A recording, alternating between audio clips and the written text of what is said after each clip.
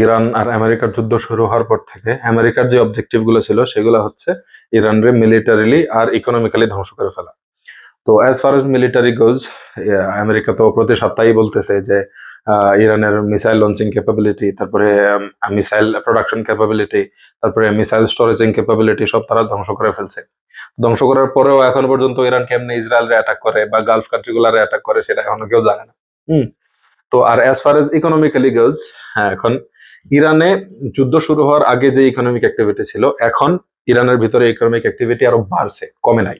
হুম। তো কেন বাড়লো? তো যুদ্ধ শুরু হওয়ার আগে পর্যন্ত ইরান ডেইলি 1.1 মিলিয়ন ব্যারেল তেল বিক্রি করতো গ্লোবাল মার্কেটে, আর সেটার সাথে তারা বিক্রি করতো ডিসকাউন্টে, কারণ তখন তারা স্যাংশনের আন্ডারে ছিল, এখনো স্যাংশনের আন্ডারে আছে যদিও। তো স্যাংশনের আন্ডারে ছিল তখন তারা, ক্রুড অয়েলের মার্কেট প্রাইস ছিল তখন $65, $65 তারা $18 ডিসকাউন্ট দিয়ে $47 বিক্রি করতো। তো তারা আগে $47 ব্যারেলে তেল বিক্রি করতো 1.1 মিলিয়ন ব্যারেল। এখন এখন স্ট্রেট অফ হরমুজ প্রায় 20 দিন 21 দিন ধরে বন্ধ। তো সারা দুনিয়াতে massive supply and demand gap তৈরি হয়েছে। তো এই যে ম্যাসিভ গ্যাপটা, এই গ্যাপটা পূরণের জন্য তারা তাদের ইরান যে তাদের অ্যালাইড কান্ট্রি গুলো আছে তাদেরকে তেল বেশি সাপ্লাই দিতেছে। তো এখন যেহেতু তেলের ডিমান্ড বেশি, তারা এখন আর ডিসকাউন্টে বিক্রি করতেছে না, তারা তেল মার্কেট রেটে বিক্রি করতেছে। এখন তেলের মার্কেট রেট হচ্ছে আপনার $110 ব্যারেল। তো $110 ব্যারেল, আর মার্কেটে ডিমান্ড বেশি, এই কারণে তারা আগে 1.1 মিলিয়ন ব্যারেল বিক্রি করলেও এখন 1.5 মিলিয়ন ব্যারেল বিক্রি করতেছে পার ডে। তো আগে বিক্রি করতো 1.1 মিলিয়ন ব্যারেল $47 ব্যারেলে, এখন বিক্রি করতেছে 1.5 মিলিয়ন ব্যারেল আর $110 পার ব্যারেলে। তো লাভ চিন্তা করেন কত উপরে গেল।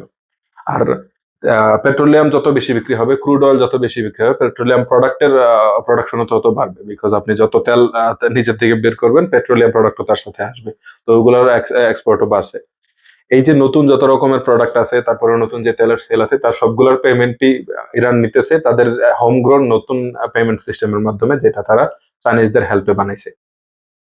গত যুদ্ধ পর্যন্ত ইরান ইউএই এর সাহায্যে, মানে ইমারতের সাহায্যে পেমেন্ট নিত বিভিন্ন দেশ থেকে, তারা স্যাংশনের আন্ডারে ছিল।